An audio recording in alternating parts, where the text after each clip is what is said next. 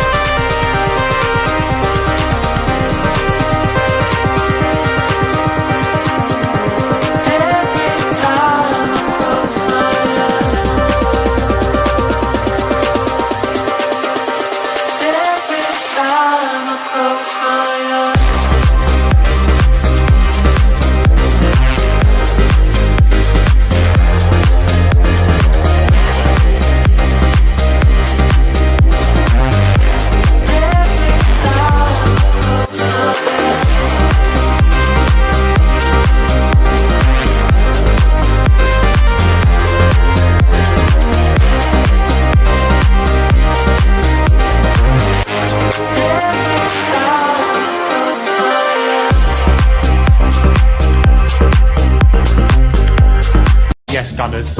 North London is home now. Oh, shut up, you cunt! Harder! Get kicked, snakes get slithery. Lean in, show y'all the mean and the chivalry. Rap ruler, you can ask Buddha.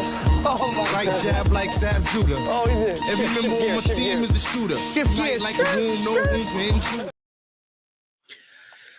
Yes, big up Reds, big up everyone. Welcome into another show. Happy Saturday, everyone. And before we start, big up Bajan and Reds TV becoming a YouTube member. Appreciate the love, Bajan. Appreciate the love. Big up to everyone here in the chat. Hope you're doing good. Hope you're having a great weekend, whatever it is you are doing. The 3 o'clock kickoffs have finished. I actually don't know the scores.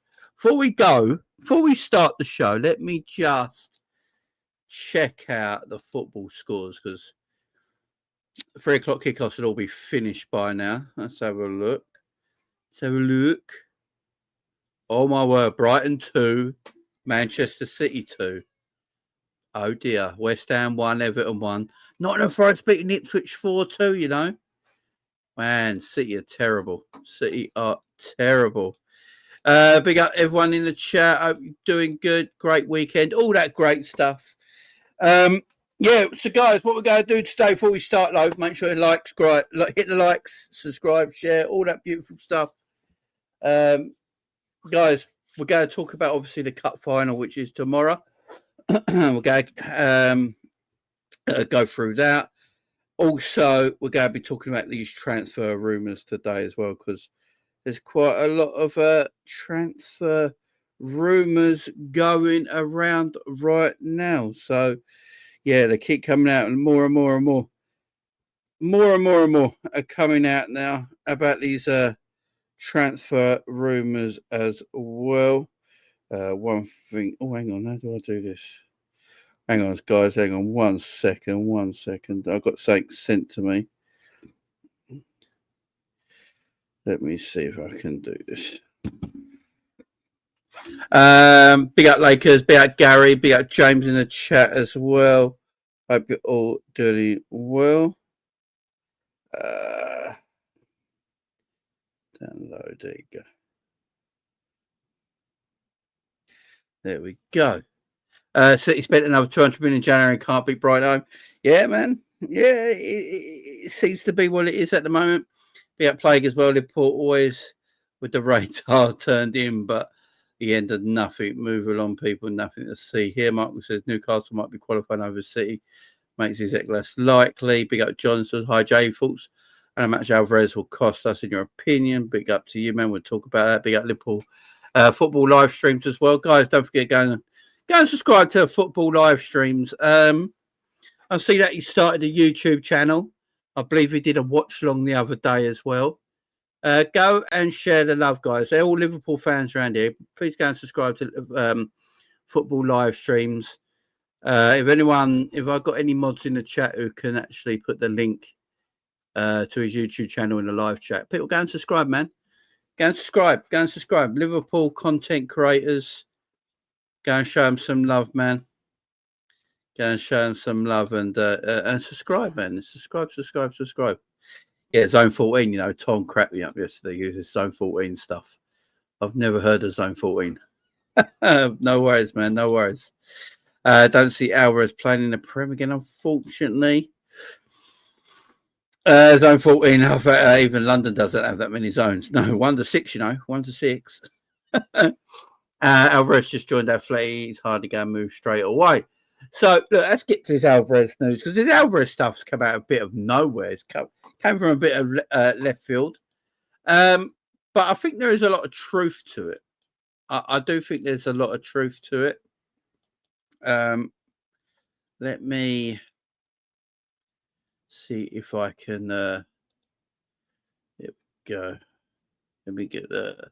So, obviously, you know, it's very clear that Liverpool need a striker. We all know we need a striker. None of us are silly. We need a striker. Darwin Núñez looks like he's leaving. But yeah, a lot of people have been like, the whole talk in recent weeks has been about Alexander Isak, as it should be, because Alexander Isak is a fabulous striker. And Liverpool need a striker in the summer. But there's been a lot of talk in recent days about Julian Alvarez. Now, there were some rumours saying that Liverpool tried to buy Julian Alvarez last year from Manchester City. Now, a lot of people said this was BS, just PR again, don't believe it and all that. But then the agent of said player has come out and said, you know what, it's actually true. So an exclusive, Julian Alvarez's agent reveals the truth about Liverpool's interest. Fernando Hidalgo, agent of Atletico star Julian Alvarez, spoke exclusively. I can confirm that Liverpool were interested in Julian last season. As for the future, this is not the right time to talk about it, as Julian is competing in all important tournaments and is fully focused on the team. So this is a little bit of news coming out from his agent that Liverpool tried. I don't know if we tried to buy him, but we looked at him last season. Liverpool held talks with Manchester City for Álvarez. An agreement could not be found due to City's insistence that any deal would include Luis Diaz, as well as a significant fee. Liverpool were against parting with Diaz, but the deal had to work for them. These are the details coming out right now.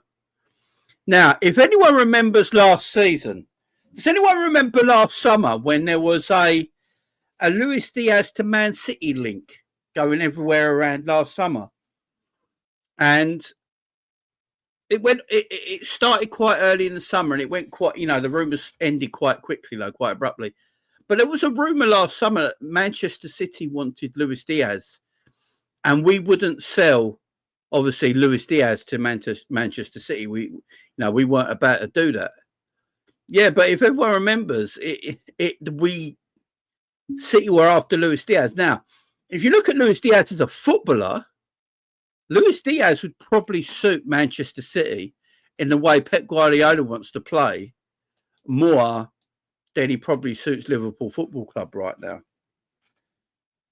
So, I mean, yeah, we messed up. I can understand Liverpool not wanting to part ways with Luis Diaz to Manchester City as a title rival. I understand. I also understand the fact that Man City will probably find it very difficult to sell Álvarez to Liverpool, and that's why they wanted Luis Diaz as part of the deal. You know, they're like, right, we're going. If you want to take one of our better players, we want to take one of your better players, put a bit of cash in it, and we're all happy. But at that time, Liverpool didn't want to get rid of Luis Diaz. And now, remember, Arne Slot was just, coming into the football club. No one really knew about if Cody Gakpo would be Liverpool's number one left winger. Luis Diaz was Liverpool's number one left winger at the time. And replacing Luis Diaz with Alvarez is a good deal by itself, and it gives you a new striker. Also, at the same time, Darwin Núñez and Jota were still at the football club, so it would have left us a little short in the left wing department. So I can understand why the transfer never actually happened. But the fact now we're hearing from agents, from agents as well, and the rumour about Luis Diaz last summer going to Man City, it all now seems to actually make sense. And this is a thing that looks like it could have happened last year. Now, the thing with you, Julian Alvarez, there's a lot of rumours going online that, it was the English weather that he didn't like and all this sort of stuff. That's why he wanted to leave Manchester City. He didn't like the weather in Manchester, or the English weather didn't sit right with him and all this stuff. Now, I don't agree with that, because everybody knows that Great Britain, the weather in Great Britain's never the best. We get taking the mick out of it all the time, saying it's always wet, grey and windy and rainy in our country. So surely Álvarez in Argentina, in South America, where the weather's not, depending where you are in Argentina, you could be down the bottom end of Argentina where it's actually always cold on the mountains and all that. But depending where you are from South America, it could be fine, warm weather all the time. But surely he knows, the weather in Britain's probably not going to be anywhere near as nice as what I've got now, or in Spain or southern Italy or stuff like that. Surely that was the case. I don't think it's a weather thing. I think the reason he left Manchester City is because he wanted to be number one striker. It's as simple as that. He wanted to be number one striker. He didn't want to be a backup to Haaland. Haaland was always going to be the number one front man for Manchester City. Alvarez can't really play on the wide areas of the pitch.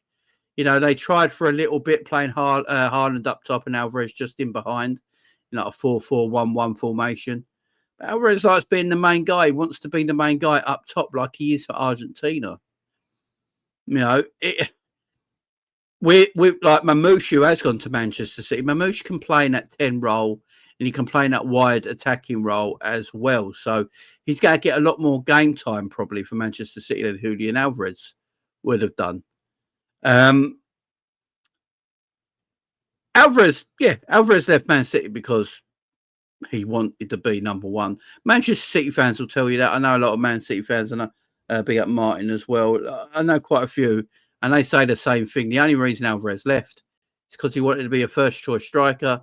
He didn't want to play second fiddle to Haaland. It's as simple as that. Now, if he came to Liverpool, Man City fans, if he came to Liverpool, we sold Darwin Núñez, Julian Alvarez is going to be the number one striker for Liverpool. He'll play every week. There's no doubt about that. Julian Alvarez will be the front man for Liverpool. He'll be our main guy, Luis Diaz is probably going to get sold in the summer. I think Jota might be kept. Also, Alexis McAllister does play at Liverpool, and apparently Alexis McAllister and Julian Alvarez are quite close. They're good friends, obviously Argentinian teammates. So he's got someone there as well in the team that he can hang back with and feel at home with Alexis McAllister and the team. There's other Spanish-speaking players, obviously, in our team as well that he can speak with. So it's a transfer that makes sense. It's a transfer that makes sense for Liverpool Football Club. And, if Julian Alvarez is looking to come back to the Premier League, coming back to Liverpool Football Club, a massive club in Liverpool, if he wanted to come back to the Premier League, would make sense for him as well, because he'll get carte blanche. He'll be the number one guy. So I can see something in the realms where this could happen. I don't think it's as far-fetched. I actually think us buying Julian Alvarez, there's more chance of us buying Julian Alvarez than us buying Isak, in my opinion. Just in my opinion. Now, the fact that Julian Alvarez's agent has come out and said last summer Liverpool were very interested in Julian Alvarez. Liverpool didn't want to, at the time, let him go to Liverpool because he's a title rival, and to do that, they wanted Luis Diaz. As I say, last summer, a lot of talk was about Luis Diaz. Then, what other player was we looking at last summer?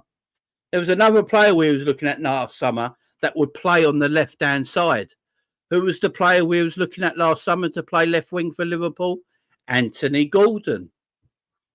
Liverpool were looking at Anthony Gordon last summer. Things are starting, if you think about it now, things are starting to make sense a little bit. Things are starting to make sense a little bit. And Liverpool might have been thinking, if we can do some kind of deal where we sell some of these players. Remember, Liverpool had a fire sale of quite a lot of players, don't forget. Remember, Liverpool made a lot of profit through transfer sales this past summer and only spent a little bit money on Chiesa. I'm going to get to Chiesa in a minute because it was a last-minute thing. I think Liverpool might have been looking at Julian Alvarez. They didn't want to lose Luis Diaz because if we lose Luis Diaz, you've only got Cody Gakpo. But the season before that, Cody Gakpo was mostly playing as a centre forward.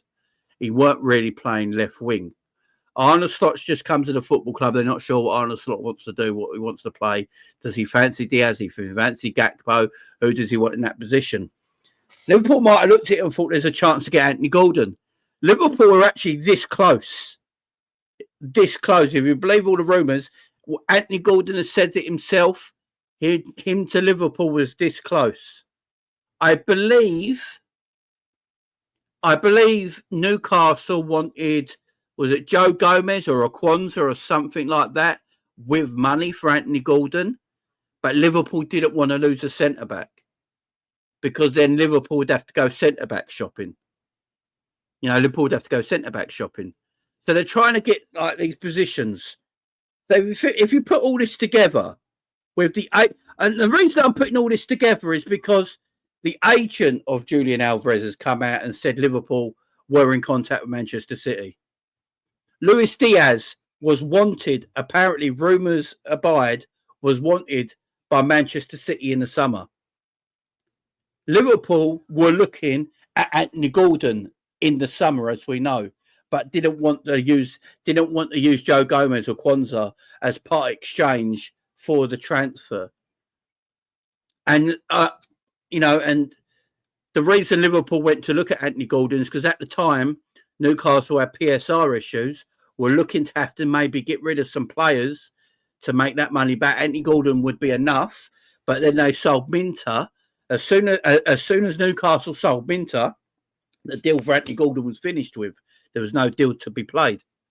So because there was no deal to be played for Newcastle, for Anthony Gordon, because they just sold Minter to Brighton, Liverpool then couldn't sell Luis Diaz because they didn't have anyone else in that left wing position right now to think about.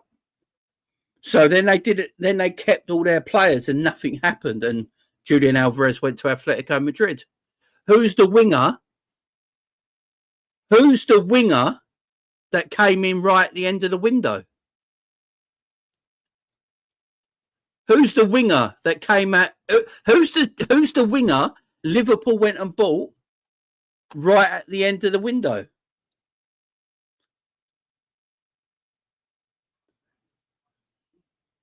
Who's the winger that came right at the end of the window, guys? Chiesa, yeah? Needed a winger.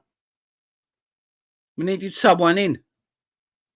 Got Chiesa right at the end. Liverpool were shopping for it.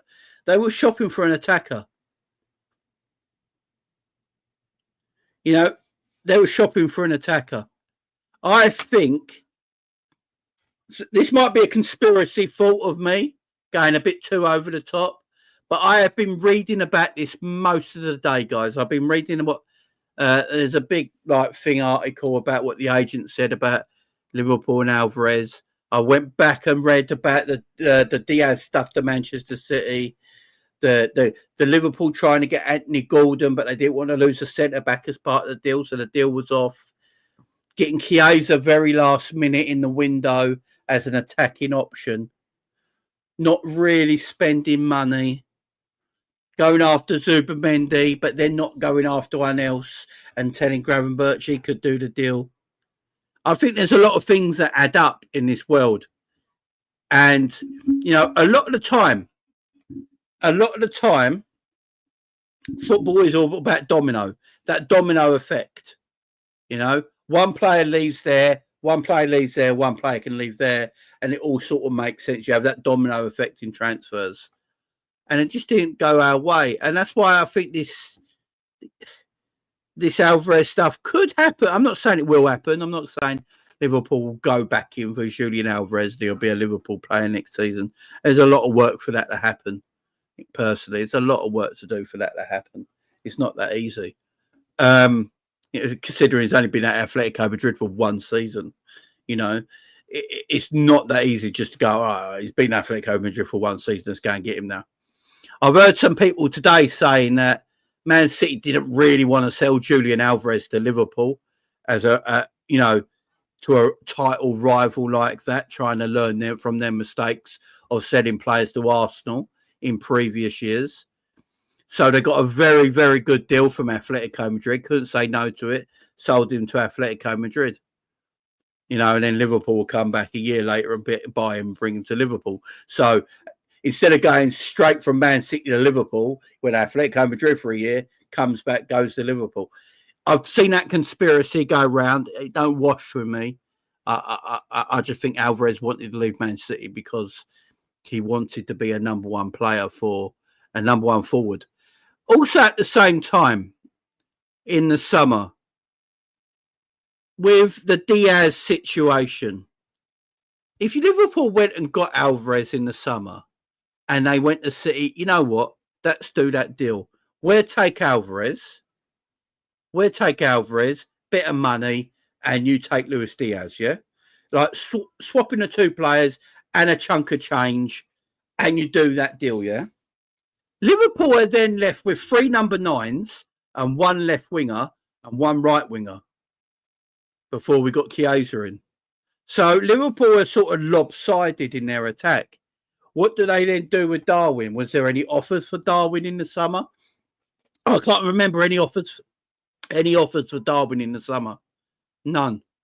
I don't think they were looking to get rid of Jota, because I don't think they're looking to get rid of Jota this summer either. So it's a situation that's very clouded. I do believe, I've got a really dry throat. I do believe, reading all the articles that I've read in the last 24 hours and listening to the agents and all that sort of stuff, I do believe Liverpool were very, very interested in Julian Alvarez. I really do. I think Liverpool were very interested in him, but things just didn't plan out the way they wanted to plan them out, unfortunately. And, you know, I don't think Liverpool wanted to get rid of Luis Diaz in the summer. Now, this summer might be different, don't get me wrong. But I don't think Liverpool wanted to get rid of Luis Diaz this summer because they weren't quite sure on the Cody Gakpo side of thing. Then the Anthony Gordon side of it, Liverpool couldn't get Anthony Gordon. That was their main transfer last summer. Liverpool wanted Anthony Gordon. Don't get this wrong, guys. I know people don't like this idea of Anthony Gordon playing for Liverpool, but Liverpool wanted Anthony Gordon. And Luis Diaz, I think if Anthony Gordon came to Liverpool first, I think Luis Diaz would have left in the summer. Sorry, I've got a well dry throat. I'm going to have to get my wife to give me a drink.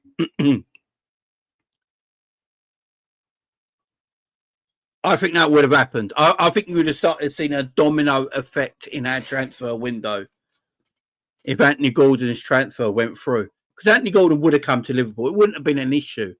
Liverpool didn't want a centre-back. I think Newcastle first asked for Joe Gomez, I believe, as part of the deal, and Gerald Quansah as part of the deal. Liverpool didn't want to do either because I don't think Liverpool were in the market for a centre-back last summer. If I remember correctly, I don't think Liverpool were in the market for a centre-back at all. So I felt like they wanted to keep Gomez and Quansah with Canate and Virgil as their centre-back options. But they desperately wanted Anthony Gordon. If Liverpool just got the Anthony Gordon thing over the line, I do believe Luis Diaz would have left in the summer. If Luis Diaz left in the summer, the Alvarez and Diaz thing might have actually happened because then you've got Anthony Gordon and Cody Gakpo as your two left wingers. Then you can let Diaz go to Manchester City. Because remember, Manchester City were after wingers. Manchester City have been after wide players. Yeah, and Diaz suits Pep Guardiola's style of football. So that's what City have been after, wide players. Diaz goes to Man City, Alvarez comes to Liverpool. And I think then he would have probably done a loan deal. I think we would have let someone like Darwin Núñez go out on loan this season because there was talk of that in the summer as well. So I think pieces of the puzzle would have added up, but that was last year. That's why I do believe these rumours. That's why I do believe these rumours that this could have happened. But it didn't. And now these rumours have come back up. And it's an interesting one because I think there's a few strikers we're looking at. I think we're looking at Alexander Isak, like most teams are. Alexander Isak's we're looking at. I think we're looking at Julian Alvarez. I think we're looking at Benjamin Sesko. I think we're looking at players like Cunha and Pedro, you know, and what's his name? Liam Delap. I think Liverpool are looking at these kind of forwards. These are the forwards on the market that Liverpool are looking for and are looking at. This summer, though, we know Darwin Núñez is going to leave this summer. Now, back in January, we now know for a fact he's been told, big up Sam Maguire as well. You know, with the big up Sam Maguire because he has got a lot of these transfer things right. He goes very early in these transfer rumours and then people have a go at him and tell him it's not true. And then weeks later you find out he was actually correct. You know, the sports minister for Saudi Arabia mentioned it. Fabrizio came out and said it as well.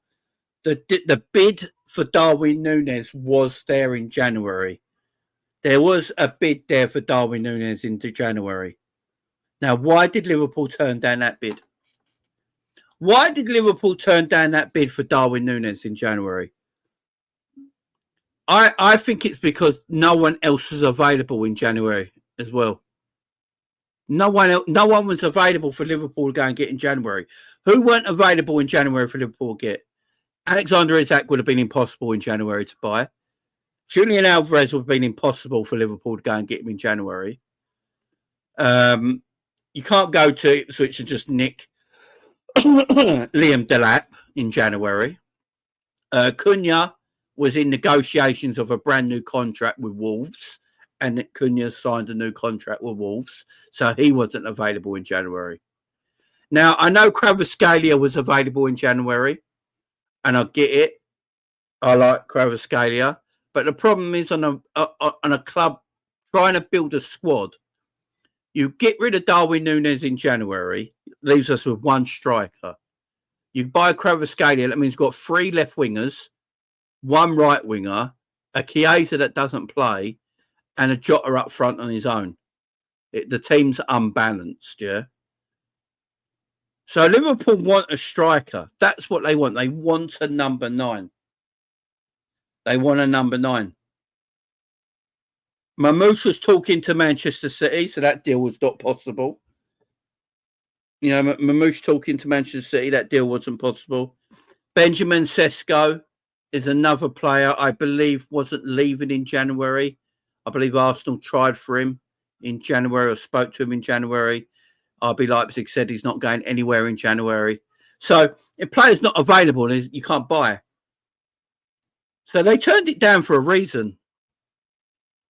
They're looking at a certain player. They're looking at a certain player. Yeah, Graham can play right wing, can play right or left wing, but then it still should leave you one striker. One striker, you know, it's not worth it at the end of the day. Big up my man with a super chat. He says the Alvarez links tell me that the assessing the squad to make transfers was a lie. Probably was a little bit. It was probably a bit of both in there, man. Bit of both in there. TK is not Isak. Kirk is a mobile set of DM. TK, if not Isak, a mobile CDM like Belieber and a centre back, says Clay. We're going to get to that, Michael. I'm going to star that, my friend. I'm going to star that. Yeah, I'm going to get to that as well. So, Sesko. Yeah, I don't know enough of Benjamin Sesko. I really don't. I don't know anywhere near enough of him.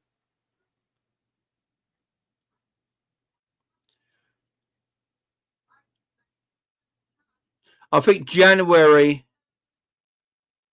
it was extremely difficult to get strikers in that market that Liverpool wanted. And that's why I do believe the Alvarez rumours. I don't usually believe a lot of these transfer rumours a lot of the time. But when you read into things, you actually work out, you know, the situations that Liverpool saw themselves in the summer. The rumours of Manchester City wanted Luis Diaz in the summer. The rumours of Liverpool heavily, and Anthony Gordon's already spoke about it, of heavily linking Liverpool with Anthony Gordon, which was that close to happening. Then you read from the agent that Liverpool were very much interested in Julian Alvarez. If you put all this together, I think Liverpool were trying to do something and it just never paid off. And then you get a last-minute Chiesa in as a winger. No other position as a winger. So it's interesting. It is very interesting. Now, do I think Liverpool go and get Julian Alvarez this summer? I have no idea. I have absolutely no idea if Liverpool go and get Julian Alvarez this summer. I'd love it to happen. I think Julian Alvarez would suit Arne Slot the most, apart from Isak, out of all the striker options. Julian Alvarez plays at big clubs. You know, he's been at Man City, won a lot with Manchester City. He obviously went to Atletico Madrid. He's doing well at Atletico Madrid. Julian Alvarez would work really well at Liverpool. There's no doubt about that. You know, obviously it depends if Mo Salah's still at the football club. Mo Salah, Julian Alvarez as a partnership there is very exciting. It is very exciting. And the sort of player that Arne Slot would absolutely love as a main number 9. I think he'd love Alexander Isak as well.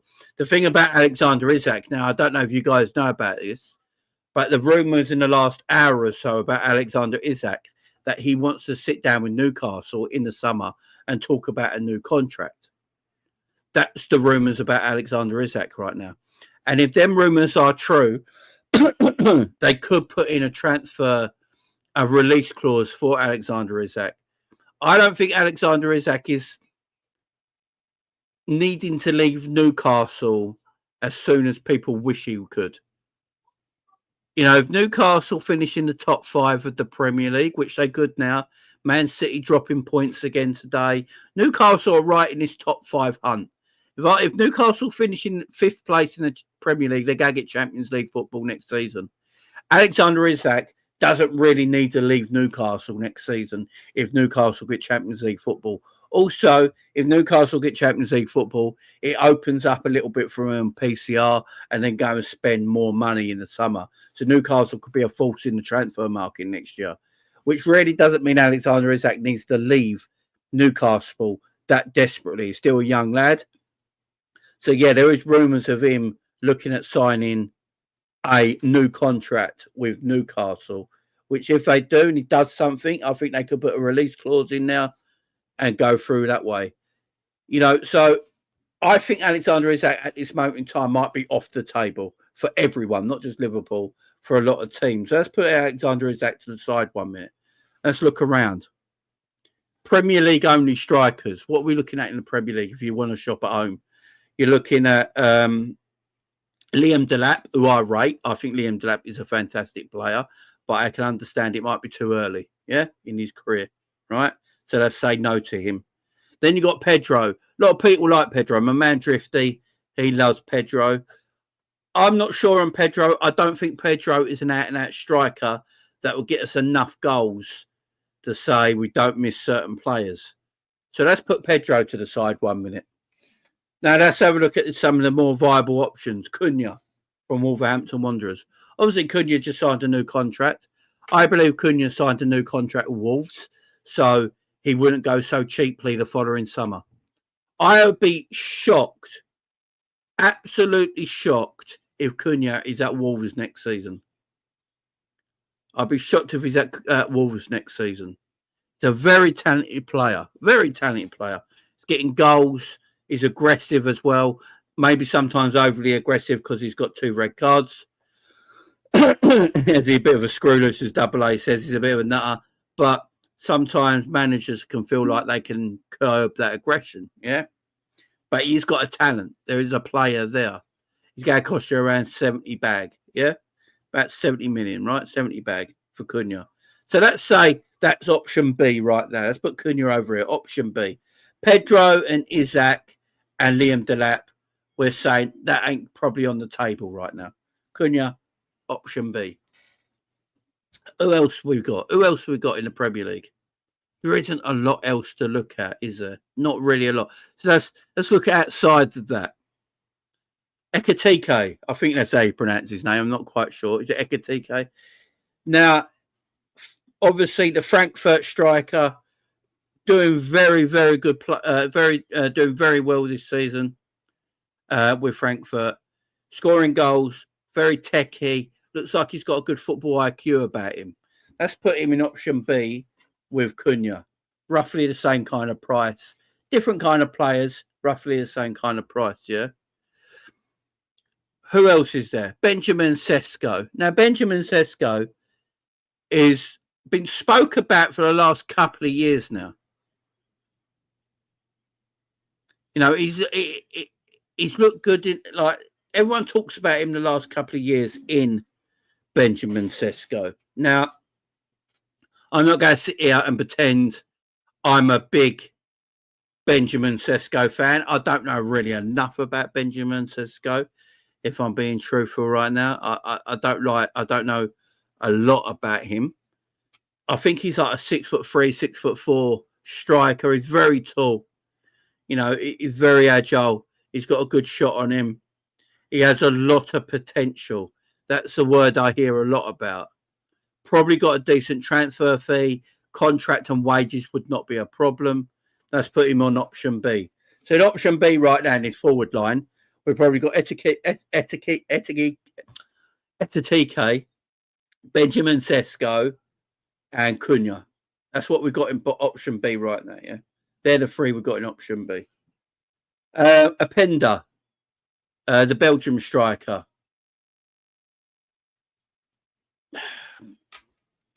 I've watched him play a few times. I'm not completely convinced on him. He's very quick, agile. I do think he misses a lot more opportunity than he does score. I'm not quite sure on him. But again, like Cunha, like Sesko, like Ekitike, they're quite similar players at times, quick, pacey, athletic, can grab goals, potential. Option B. Option B there. Then he's bigger than that. He's 6'5". So Benjamin Sesko, 6'5". That's a unit. 6'5". Is he quick, guys? You guys in the chat. Is he quick? Is Benjamin Sesko pacey? Or is he pretty slow because he's 6'5"? Has he got a bit of pace? Is he too raw? Is he got the Darwin Núñez's about him? What are we saying about Benjamin Sesko? Because he's the one. Remember, for me, he's the one that a lot of teams are looking at. Sesko's 21 years old, 6'5", fast as hell. He can be modelled, be slot and has bag potential, even if he ain't the finished article. So a lot of people saying Sesko's decent, yeah. Is he Slovakian or something like that? Is it Slovakian, Slovenian, something like that? Benjamin Sesko is, ain't he?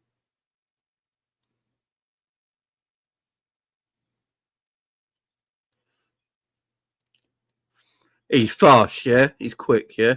He's Slovenian, yeah. So he's quick, 6'5", raw, potential. Yeah, I can see why a lot of teams are looking at Benjamin Sesko. 6'5". So he can hold the ball up. He should at 6'5". I expect him to be able to have a good first touch, hold the ball up, bring the ball on his chest, ping the ball in the air. He can bring it down. He can run in behind, and he's got some raw talent. Yeah, I can see that as very appealing. Let's put Sesko in. Let's put for this experiment. Let's put Sesko in A class. Yeah, let's put him in the A category. So he's the only one in the A category at the moment. Yeah. Let's put Benjamin Sesko there because he is so rated across Europe. A lot of top teams are looking at this guy. So let's put him in that. Let's put him in that category. Put him in that category. So let's put him there just because. Bruno saying Sesko gets slaughtered. Fans will have to be patient with him. Let's see. Let's see. Okay, everyone's saying let's keep me in B, yeah, because he's not right. Let's keep me in B, yeah. Let's keep me in B. Let's keep me in that B category. Who else is there? I see someone saying Marcus Thuram. Look, I watch a lot of Italian football. I watch it every weekend, yeah. I stream. I do my live watch along to Italian football on my Big Up channel. Talking about that, I'll be live on my Big Up channel tomorrow night after the cup final to do Atalanta versus Inter Milan, top of the league title game. So make sure you're joining me tomorrow night on my Big Up channel for Atalanta versus Inter Milan, where you could see Marcus Thuram. I'm not the biggest Marcus Thuram fan. I'm going to say that now.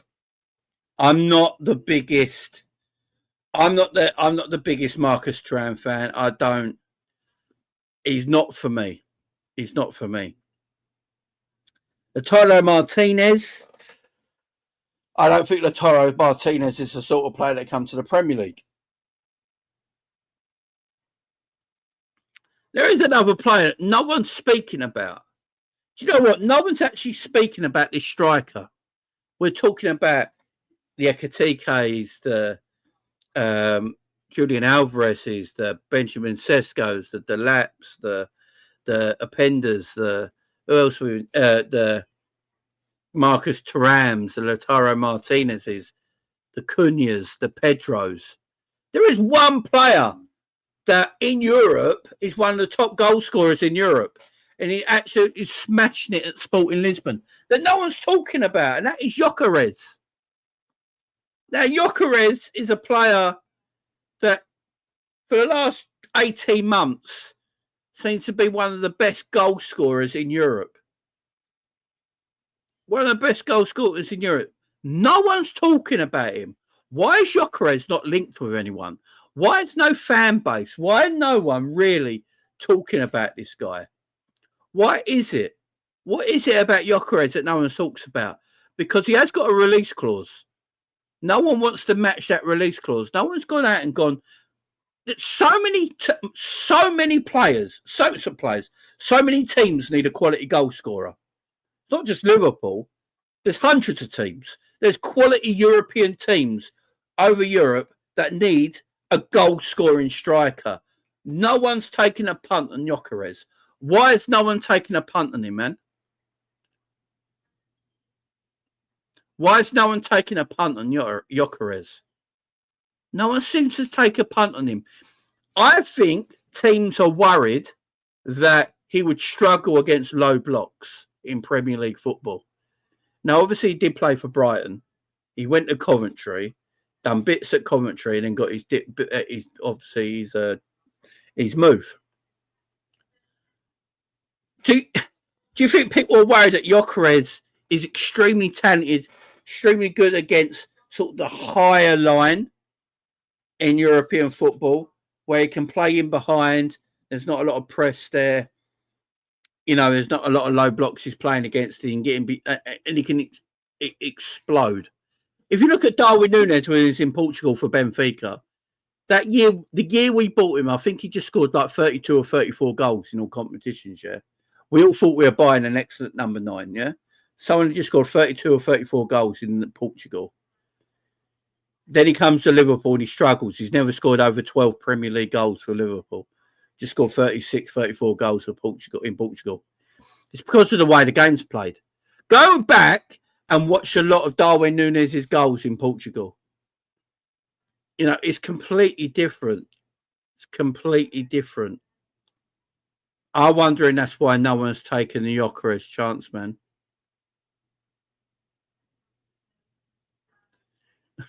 Big up Notorious B.I.G, man. I think that's why no one's taking a chance on Gyokeres, because of that situation there. That's why no one's taking a chance of him. You know, Núñez can run in behind and all that, but he doesn't always score the goals. But Gyokeres, I find it strange with Gyokeres. You know, the man gets goals after goals after goals. And like Seven's saying there, Gyokeres needs a lot of space to be an effect. And if that's the case, it's going to be hard to do that in the Premier League. So maybe that's why no one's taking a punt on him. Also, how old is Gyokeres? I think only like 26, 27, something like that. He's got a high release clause. What is it, 80 million euros, 70 million euros, something mad like that. I think it's a lot of money for a person his age that teams... He's 26. He's 26. That's not bad. It's a good age. That means he's at a perfect age. 26 is perfect. There must be a reason why no one's taken. He's 27 in June. That's all right. 26, 27 in June. That's all right. Vlahovic. Again, this guy can't run for shit, Bruno. That's the problem. Again, I watch him a lot. He don't run. Kolo Muani has taken his spot at Juventus, man. He can't play in front of Kolo Muani. Do you know what I mean? He can't run. He literally can't run.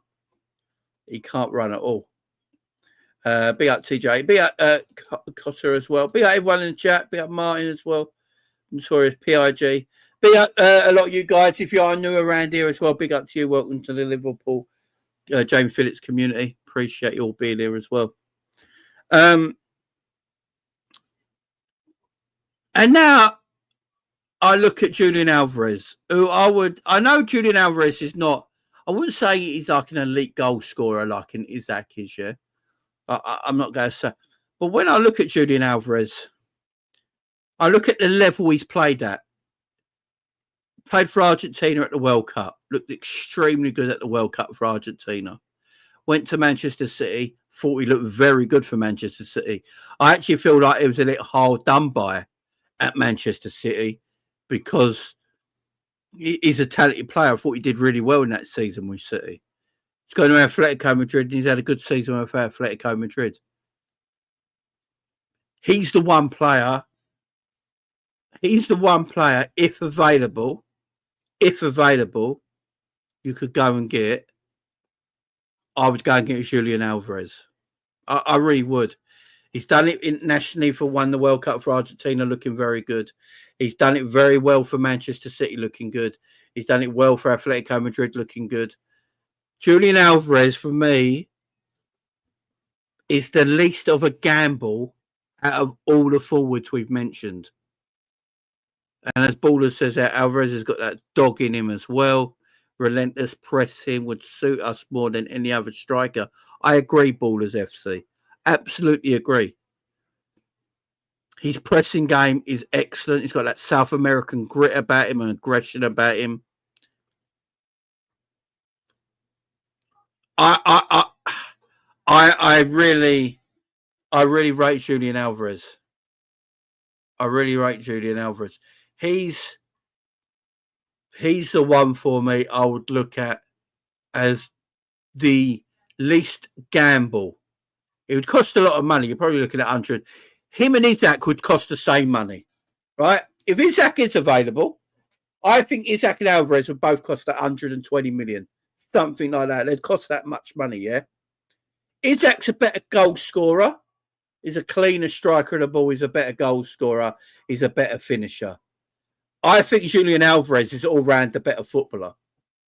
And the thing with Julian Alvarez, he's done it at the bigger stages as well. He's done it for Argentina in the World Cup, banging goals. He's done it for Manchester City, banging goals and looking quality. He's doing it for Atletico Madrid, banging goals and looking quality, yeah? So he's done... He, for me, is... I'm not saying Isak's a gamble like that, but he sort of still is. Where I think Alvarez, for me, is probably less of a gamble because what he's done around the world. So, yeah, that is the one. If I was Liverpool sporting director and I got told this is how much money you got, I'd be like, right, let me get Darwin Núñez off the books. Let me see how much money I can get for Darwin.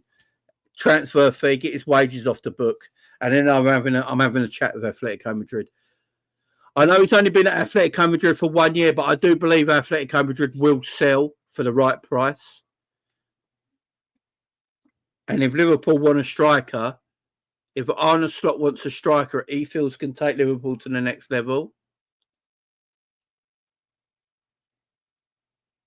I would go and get Alvarez. He does everything, man.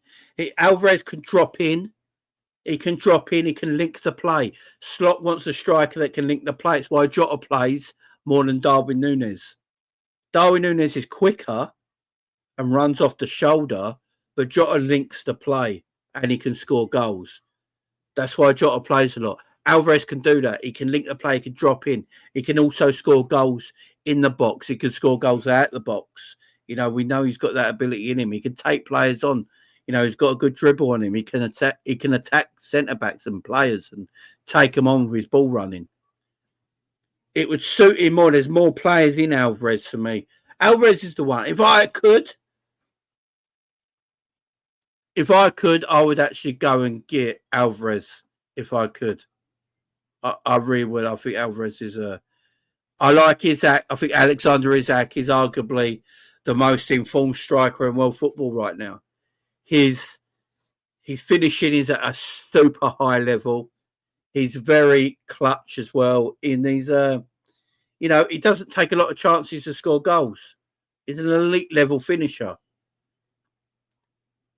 But I think Julian Alvarez is just finish as well and get goals.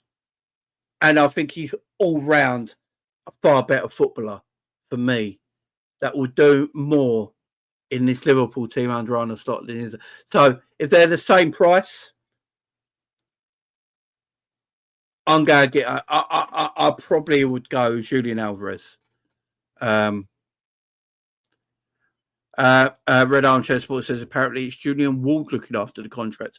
I heard this rumour. We'll get to that in a bit. McAllister convinced him to come. They're best mates. We wanted him before, so The links have truth in it. Alvarez will cost 100 million euros, which is around 84 million quid. Isak could cost way more. And this is the thing, we spoke about this earlier in the show, guys, if you want to go back to the beginning and watch that. We spoke about this situation that Manchester City wanted Diaz last summer. We now know through the agent of Julian Alvarez that Liverpool were very interested in Julian Alvarez last summer. Liverpool were very interested in Anthony Gordon last summer. A lot of dominoes didn't fall, so transfers didn't happen. I think there's a lot of truth to the Alvarez rumours last summer. And if they could be brought back up again this summer, that's the striker I'd want at Liverpool Football Club. I think he just suits what Slot wants to do. Agree, Jamie, 100%. Isak, more of a physical fit and probably a better finish, but the rest I rate Alvarez over Isak, agreed. Alvarez might be a liability when taking penalties. He wouldn't need to, hopefully. Is that a bit injury prone? Yeah. Brayton bringing Alvarez. To big up my man Fozzie. He said what I said. Alvarez is 3 players in one, Jamie. Simple as that. I agree. Kobe Mainu. He's too slow for me. I think he's a good player, but it's just a bit too slow.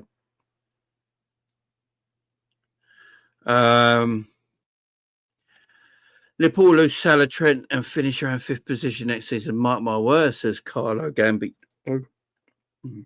We will see, my friend. We will see. We were told that this season, to be fair.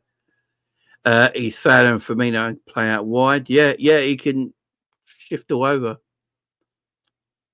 He can shift all over. Sets, yeah, big up. It's 1-0 in the Bournemouth game. I look like Ricky Gervais. I look less like Ricky Gervais than anyone I've ever met in my life. Big up, Carlo. Big up to you, man.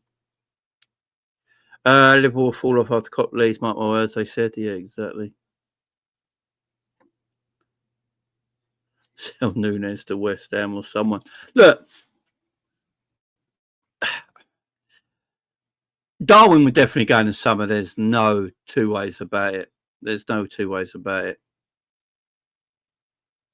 Has Alvarez got a bad injury record? I don't know. I mean, let me have a look.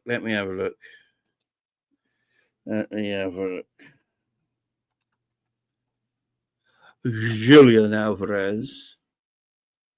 Let's go on. Transfer market, as everyone seems to do. Let me have a look. He's not that tall, Julian Alvarez, is he? Not 5'7".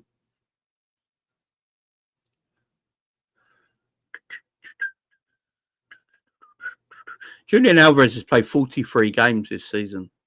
He's got 22 goals. So he's 1 in 2. 1 in 2 for goals. How old is Julian Alvarez? He's 25. He's a good age as well. Let's have a look. It's very interesting.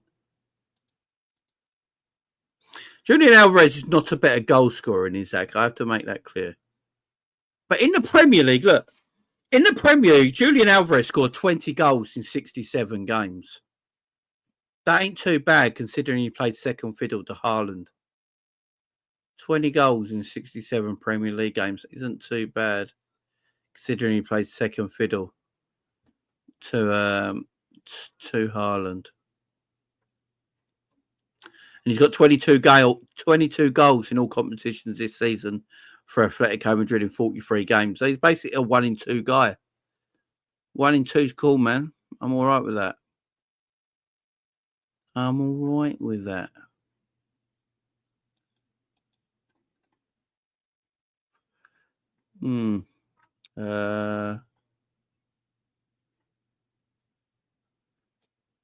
me have a look at his injuries. 1 second, guys. I'm on a different tab, so I can't see the comments up. 1 second. I just want to have a look. Someone asked a question. Let's have a look. Injury history. Let's have a look. He's never injured.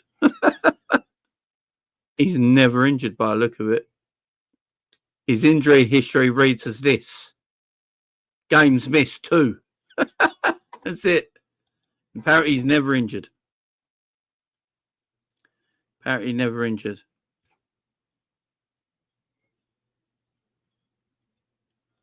Never injured, man. I personally think that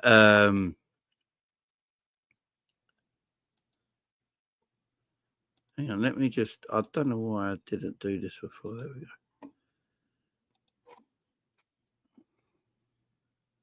He failed at City, mate. He can't handle the Premier League pace. I don't think he failed at City. He just wanted to be number 1 striker.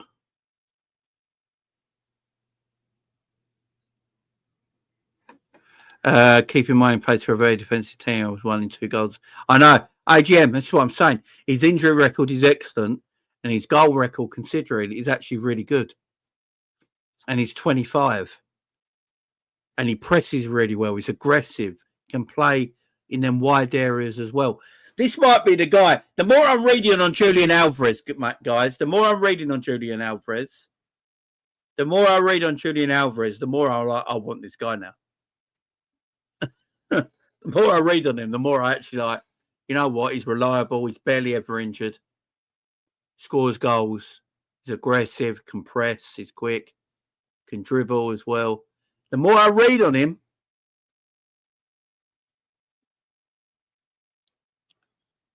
the more I read on Alvarez, guys, the more I want Alvarez. I'm convincing people in the chat as well.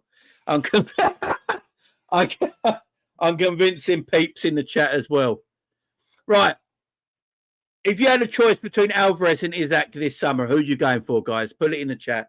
Look, none of these transfers might happen. I know who our owners are, guys. I'm not stupid. I'm not pretending here. I know who our owners are. None of these transfers might not happen. Let's have a bit of fun here, yeah? Let's have a bit of fun. If you can only pick one of the two, Alvarez or Isak, put it in the chat. If you're an Alvarez, put Alvarez. If you're Isak, put Isak. Let's see, guys. Let's see.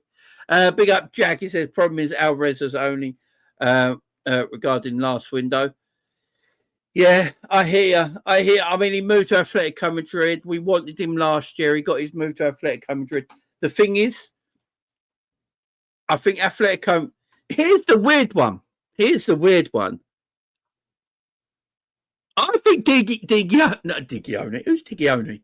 I think Diogo Simeone might want Darwin Núñez. I know this sounds absolutely mad. I think Darwin Núñez might work at Atletico Madrid because with Darwin Núñez's attitude and all that, and the way he plays and his aggression, and I think it probably suits Atletico Madrid.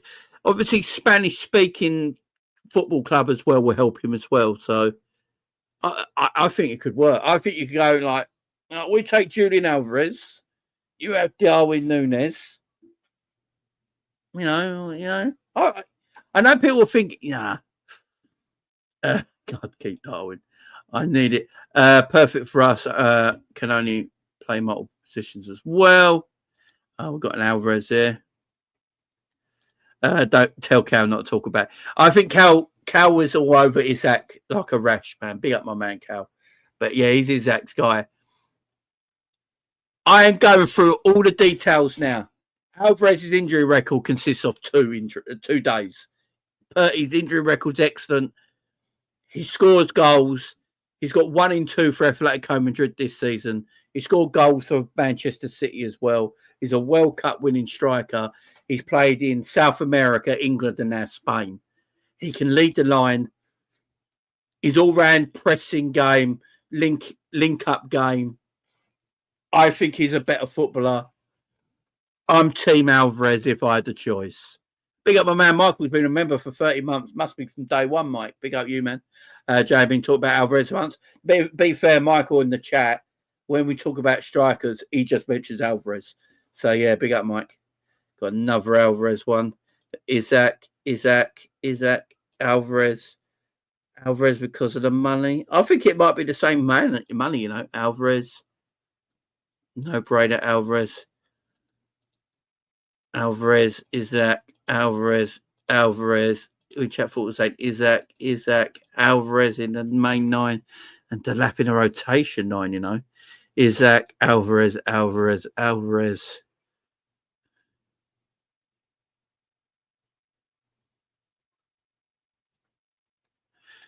Carlo saying, you Liverpool mug acting like you won the league already. Upcoming 5-game losing streak coming. If you say so, Carlo, my friend, if you say so, you're trying to get me angry. I can't get angry. It's all good. Alvarez. I wanted Isak, but I've changed my mind. Alvarez. Exactly. I love both, man. Alvarez and Anthony Gordon, you know. Big up Jeremy. Big up Jack as well. You're probably right. He suits him. He does suit him. We could defo use Darwin. That's the thing. Big up Nico. How you doing, man? And that's the thing. Darwin could be used in this transfer. Look, does anyone see Darwin staying? Like, literally, does anyone see Darwin staying? Does anybody? I don't. I think Darwin's leaving in the summer.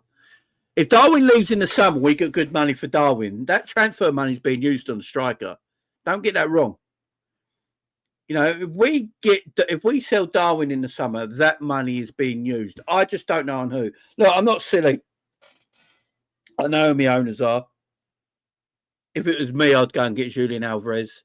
But unfortunately, I don't run Liverpool Football Club. We'll probably go and get someone like Cunha, which I wouldn't be unhappy about. Don't get me wrong. I'll be quite happy with Cunha. We might even go with someone like Benjamin Sesko, who's got that raw potential and quality, but it's just not there yet. Again, I wouldn't be upset at it because they're all probably upgrades on Darwin Núñez. But if it was me as a Liverpool fan, if I run the football club, I'd get Alvarez personally. I'd get Alvarez. But look, I'm not silly. I know our owners are. João Pedro. I like João Pedro. João Pedro's more of a false 9 than anything else. That's why his goal return's not the greatest, you know, because his game is about other things. But yeah, I'm not sure about João Pedro. We champions. Projects past that. Big up Alexander. I think Liverpool got Alvarez. Get Anthony Simeone. I think would be a great transfer window. Jerry, if that happened, I'll be happy, man. Darwin will go in the summer. Well, he's still at Liverpool. He gets my back in it. Of course he does. Any Liverpool player that's playing for Liverpool right now, we're back 100%. But I do think Darwin will go, and I think he'll go for a decent fee. You know, Liverpool get 60 to 70 million for Darwin Núñez, which people will think won't happen. I think it probably will. If you get that fee for Darwin Núñez, Liverpool go use that fee to buy a striker. There's no doubt about that. Now, if you get 70 million for Darwin, I can see Liverpool just going to Wolves and buying Cunha for the 70. That I could see that happening. I would love Alvarez. I don't think it's going to happen. But it's been great chatting about it, man. It's been great chatting about it. Somehow I've done it for an hour. Don't know how. Big up Aaron says, loving the show, big man. Hit the lights, people. Yeah, hit the lights, guys. Big Aaron, man. Big up you, man. Appreciate it. Obviously, there's been some other transfer rumours and things going around today as well. One of them, this. Liverpool are apparently held talks with Mark Guehi's representation this week. Now, this doesn't excite me. I have no excitement here. I am literally dead inside. Yeah, I don't have any excitement with this transfer. As a backup centre-back, I'm all about it. I'm all right with as a backup centre-back. I think he's got 1 year left on his contract at Palace. Am I correct there, guys? Let me know. Has he only got 1 year left on his contract at Palace? It could be a reasonably good option to have. Look at everyone hating, man. Look at the hate in the chat. Look at the hate in the chat. I love it. Look at the hate. Everyone's like, nah, fuck this. He has 1 year left. Big up Lakers, he says, as a backup. Look, if Mark Guay has 1 year left in his contract, I think Liverpool go to Palace and get him for about 40 million quid, yeah? 40 million quid gets Mark Guay 1 year left in his contract. Palace get 30 million in their pocket. Everyone's happy. He can't be my first choice centre-back. I'm just letting everyone know this now. I know he's an England international. I think he's a decent centre-back. He cannot be first choice at Liverpool. There's nowhere in hell he can replace Virgil van Dijk, who's arguably Liverpool's second greatest ever centre-back behind Alan Hansen, and he can't replace Ibu Konate. So for me, if he's coming into this football club, which I don't mind, it's to be third choice, which means I let Joe Gomez go. If Mark Guay is a swap for Joe Gomez, and Joe Gomez leaves the football club, get Mark Guay to replace Joe Gomez, I'm happy with that. I'm totally happy with that. Joe Gomez replacement, absolutely fine. You keep Virgil, you keep Konate, and then you got Mark Guay as third choice. I'm actually fine with that because that's 3 very good centre backs. I just don't think he's a replacement for a Virgil van Dijk. That is the maddest transfer I've ever heard of, if that's the case. Him being a replacement for Joe Gomez, I'm perfectly happy with that. That's cool. Joey G replacement, no worries, good. This is the one. Look, if Schlotterbeck, this guy's a beast. This is different gravy now.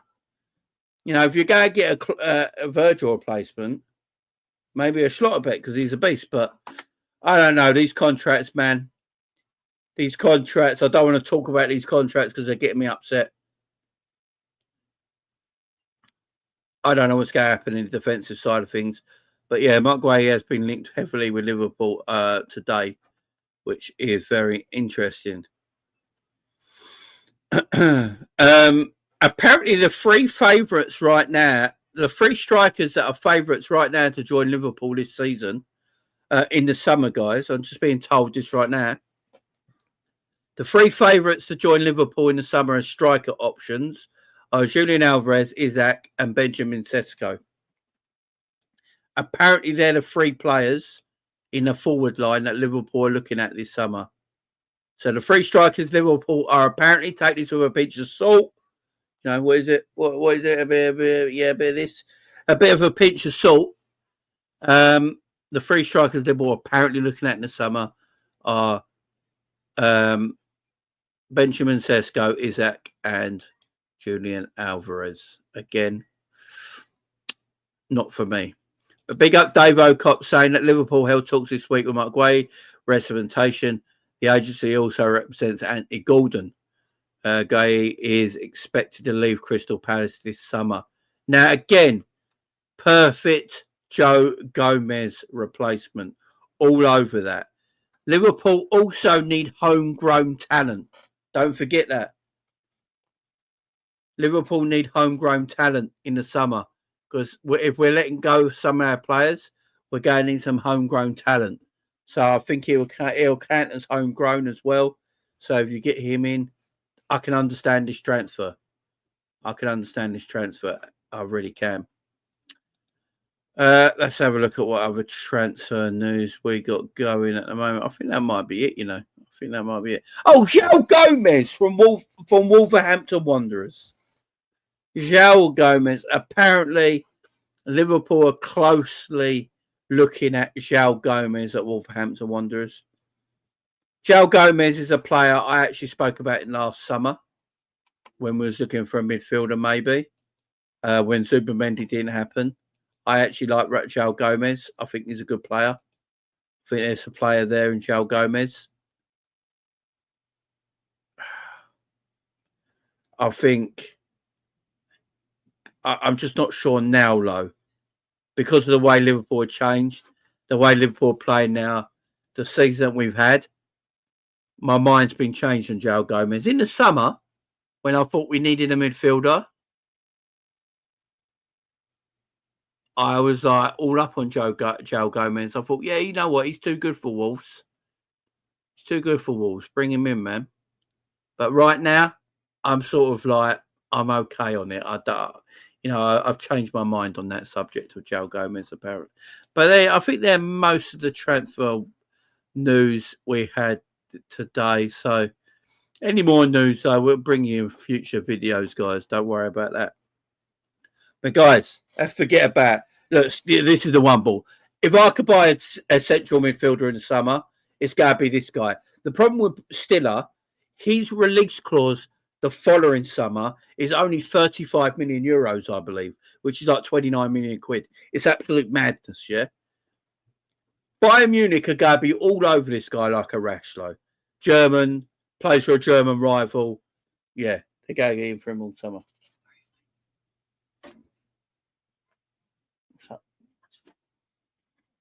So yeah, that's the yeah. yeah, that is an issue. That is an issue. For homegrown and midfield who can cover right back into this crisis is Archie Gray. Bags potential and plays beyond his years. Good centrally. Yeah, I like him, man. I like him, man. Let's go to the cup final. Huge, massive cup final tomorrow, guys. League Cup final against Newcastle United. What are we thinking? How are we feeling about tomorrow, guys? Is everyone are we all a bit unsure about this game because of the game against PSG? How are we feeling? Let's see if I can find any news and information about this massive game tomorrow. Right. Obviously got some injuries going into this game as well. No Trent. We actually got no right back in theory for this game. Do you think Canate will play? I believe he's training. A9's gone for a 3-2 Newcastle win, you know. Teo feeling confident. Aaron's saying 2-1. Erlin's saying I think the boys will come flying out 3-1. Time for Jota to put his shooting boots on. Nunes has scored a winning goal. Can you imagine? I said that the other day as well. The boys look ready. 2-1, 2-0. It's going to be a battle, but it's ours. 2-1. Bruno's nervous. 2-1, 3-1. The right back situation, though, is a difficult one. We literally got no right back. So Arne Slot was asked about who will line up between the sticks for Liverpool at Wembley on Sunday. And rather than clarifying the situation, the answer served only to further muddy the waters. They haven't heard it themselves, but everyone that uses common sense might guess that the Liverpool boss, when asked whether Alisson Becker or Queven Keller will start against Newcastle, so look at all our lineups, you might have an idea I've decided, says Arne Slot. Look at the lineups. Well, Alisson is very much their first choice shot stopper when available, but Kelleher has been the regular starter in domestic cup competitions. Who then should it be? Who do you guys think? Like literally, who do you guys think should start in goal? Queven Kelleher or Alisson Becker? Let me know, guys. Let me know. Yeah, I'm doing a watch along tomorrow, guys. The watch along is happening tomorrow. We are doing a watch along for the League Cup final. Don't you worry about that. Ali, Kelleher, Jaros, shut up, Lakers. Kelleher, Alisson. I'm with you. I'd play Keller if it goes to pens. Alisson because his shots are lethal. 100% Ali. Yeah, I'm with you. A lot of Ali in the chat. A lot of Jaros as well, man. Yeah, I'm with you. Yeah, the boys are at Cheltenham having a day off. Kelleher, Ali, Harvey Davis, you know. Kelleher. Jamie's convinced me that Julian Alvarez is starting goal. Look, I think personally, I think Alisson Becker's just in great form right now. And I know it's a cup game and Kelleher's played most of the cup games, but I've got to go with my main guy.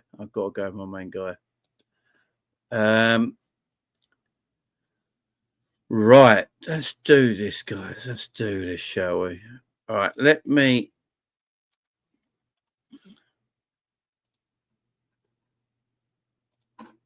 share this with you guys so you guys can see it on there as well.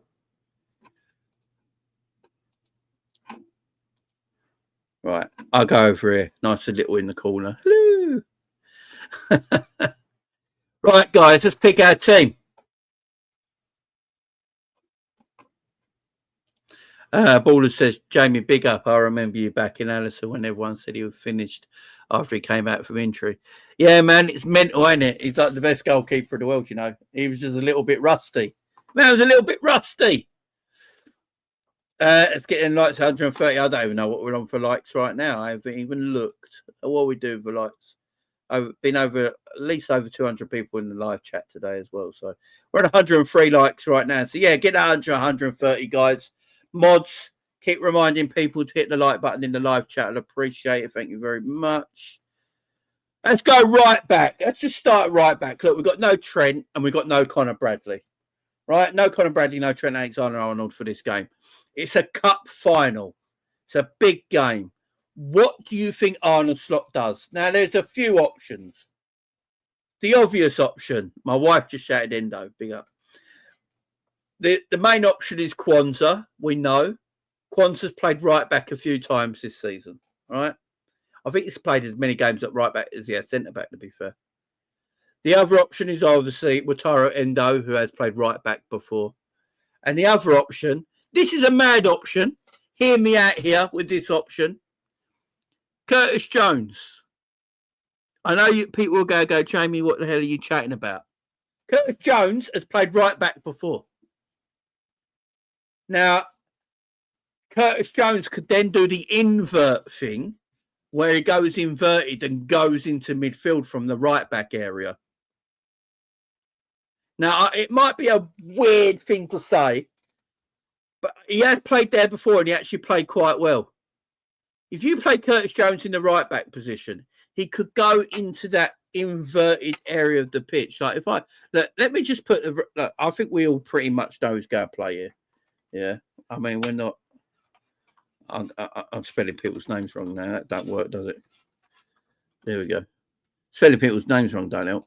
Let's just put the people that will play. Canate trained, so he's going to play. I don't think we have to.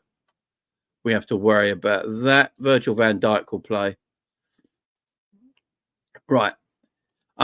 Just hear me out, guys, before anyone comes at me here. I don't think this will happen. This might happen, though, right? Now, the reason I'm saying Curtis Jones at right back.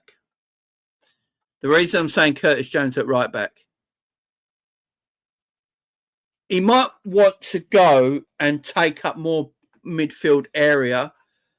If you play Curtis Jones in this position, you can go inverted. Now, we know at times Slot does like to play 4-2-4. We do play 4-2 a lot, 4-2-4 a lot. Usually Dominic Szoboszlai and that. So if I just put in the players I think might play, yeah, it'd be easier to do that. To put in the players I think will play.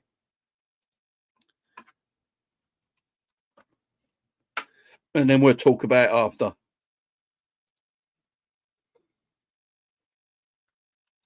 Let me just quickly do this. I think this would be more likely the players that will obviously play in this game.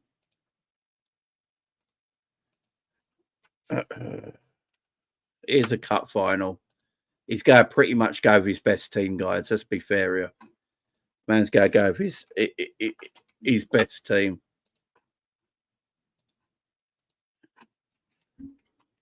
This one's going to be built low. There we go.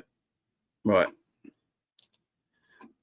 So, apart from the right back area, and this is where we're going to talk. So, most of the time, we play this 4-2-4 formation. This is what Liverpool usually end up playing because Szoboszlai takes up this sort of area of the pitch. If we're playing this sort of position, and he has got the opportunity to play Curtis Jones at right back, Curtis can go here into this position at times, where then they all come across in game like this. Yeah. Then you got Curtis Jones, McAllister. Yeah. You got Salah who can come back, Diaz who can come back. You almost got like this sort of like 3-2, 2 kind of formation in the attacking half of the pitch. Newcastle got 3 very good midfielders, obviously. And they like to be aggressive in that midfield area. The wide areas of the pitch, you've got Barnes, who will probably play instead of Anthony Gordon. And then who's the guy at Newcastle play on right wing, guys? Who's the guy they play right wing? Who's the guy they play right wing? Who's the guy that plays right wing for Newcastle? He's gone right in my name. Right in my head. Who's the bloody Murphy? That's it. He'll play right wing, yeah? He'll play right wing. Everyone, big up everyone. Yeah, Murphy. He'll play right wing. Liverpool might want to get some midfield control. Now, if Trent was or Conor Bradley were playing, I'd say you just play a flat 4, and we play that 4-2-4 that Liverpool have been known to play this season, yeah? But I'm wondering if he's looking at maybe playing Curtis Jones at right back for this situation, because he becomes that 4th member of midfield. Suppose I can go back into this position. You can bring everyone across, and you still got this sort of situation where Liverpool can dominate the midfield area, keep a lot of the ball in this midfield area, drag these guys across, sort of play a lot of the football in Newcastle's half, keeping the control. Remember, Slot does like control of the ball. Curtis Jones goes into this midfield area, Gravenberch, McAllister, Szoboszlai, and you still got the 3 up top. That's if he plays Curtis Jones as an inverted right back. That's if he plays him as an inverted right back. And right, so Grav can rotate with Jones positionally. How did we set up the last match against Newcastle? I think it was just 4-2-4. But we had a right back for that game. That's my feelings here. Does he just put Kwanzaa in as a right back? That's the other thing. Does he just go with Kwanzaa as a right back? Goes with everyone else. And then just goes with Kwanzaa as the auxiliary right back. That's the other thing he can do. I'm just not. I'm not totally sure. This has got me a bit flummoxed, ain't gonna lie.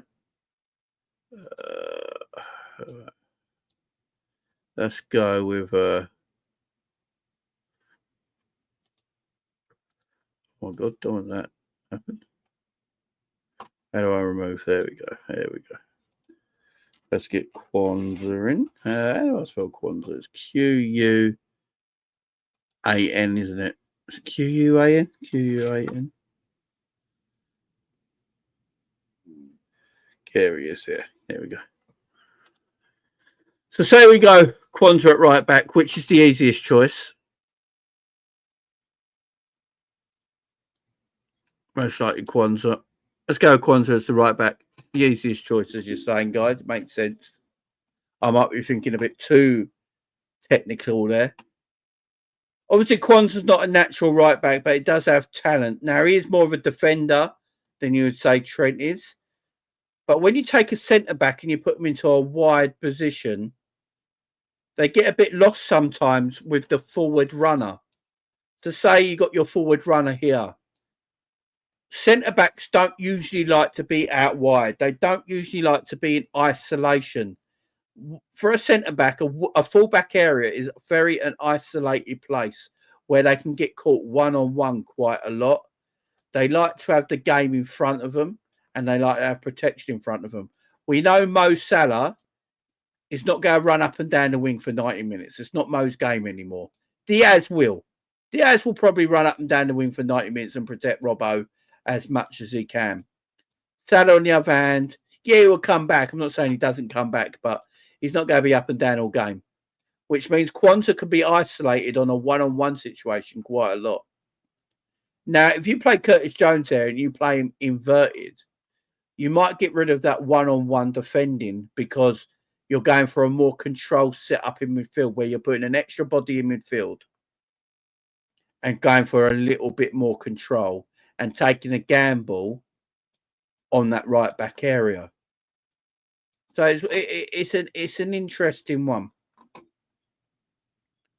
Yeah, Endo could play there. I think Endo's quality, but I just don't think Slott's going to play him defensively. I'll be shocked if he did. It's going to be an interesting one because the centre-back position, for a centre-back to go into a full-back position, it can be quite difficult at times. Now, Kwanzaa showed for me that he's actually pretty good on the ball. You know, he came on against PSG, showed quite a bit for me. So, yeah, but the problem is that Liverpool go play this. I know Liverpool go sometimes play this 4-2-4 formation. When Liverpool play this 4-2-4 formation, these guys do push up quite high. And when you're pushing up, the problem is most of the pitch is behind you. The direct balls are a threat. Kwanzaa does not want to be isolated in a wide area of the pitch as centre-back. So that means Gravenberch is going to have to protect. Mo Salah's going to have to protect. We're going to have to protect this side of the pitch to make sure Kwanzaa doesn't end up getting them one-on-ones, you know, and getting affected by Barnes with his good pacey play on that wide side of the pitch. So, for me, looking at it, I think we either play Kwanzaa at right back or Curtis Jones at right back. That is just my opinion. I can't wait to see how he does. But look, Liverpool have got to keep the ball the best they can. You know, they've got to keep the ball. They've got to try and dominate this midfield position. You know, we're going up against a good midfield of Newcastle that like to keep the ball, that like to dominate. I think Newcastle are going to set up quite defensively. I think Eddie Howe's going to play stinky low block. We all know Eddie Howe's got it in him, where he plays quite a stinky low block, and he's going to try and play counter-attacking football. So I think Liverpool going to have a lot of the ball. Liverpool got to protect the ball. Liverpool got to pass the ball better. Something Liverpool haven't done in the last couple of games, especially against PSG. The game against Southampton comes to mind. Our passing was not good enough. Our final ball delivery was not good enough. If Liverpool could improve just 10% on the way we've been playing in the last 3 games, I think Liverpool get the win quite comfortably against Newcastle. If Newcastle play this stinky Eddie Howe low block like they do and play that counter-attacking football and we let loose passes go here and there, that's where we can come unstuck. But I'm looking at this 11 right now. If that's the 11 that plays against Newcastle in this cup final, they should get the game done, guys. Should get the game done. I'm looking forward to it, man. I think Newcastle are a very good side. They're a bit of a strange side sometimes, Newcastle. With Newcastle, sometimes they can beat teams 3 and 4-0 and go on a nice winning streak. And out of nowhere, they can be beaten by a Bournemouth 4-1. And then they lose another game 3-0. And then they lose another game 2-0. They're a very Jekyll and Hyde side of Newcastle, but they got good talent, especially in the midfield. They got the danger man up top with Isak. Barnes is a good left winger, but he's not as good as Anthony Gordon for me. And Jacob Murphy is just a decent sort of system player on that right-hand side. Trippier is probably going to play one of the full-back areas. Livramento will probably play left-back. Trippier will probably play right-back. For me, if Luis Diaz is playing this game, I want Luis Diaz all over Trippier. Trippier, his legs have gone. He's too old now. Even Newcastle fans don't want him playing. If I'm Diaz, all over Trippier for 90 minutes. Get Salah and Livramento as much as you can. He's a young guy. He will make a mistake. And it's all about our possession. Possession. Keep the ball. Play the ball with pace as well. Sometimes we pass the ball far too slow. I want to see us now play the ball with a bit more pace. Put a bit more vinegar in our pass, yeah? You know, let's put a bit of salt and vinegar on these passes, yeah? I don't want to see all this plain chips. You know what I mean? No one plain chips over here. Let's play with a bit of spice, yeah?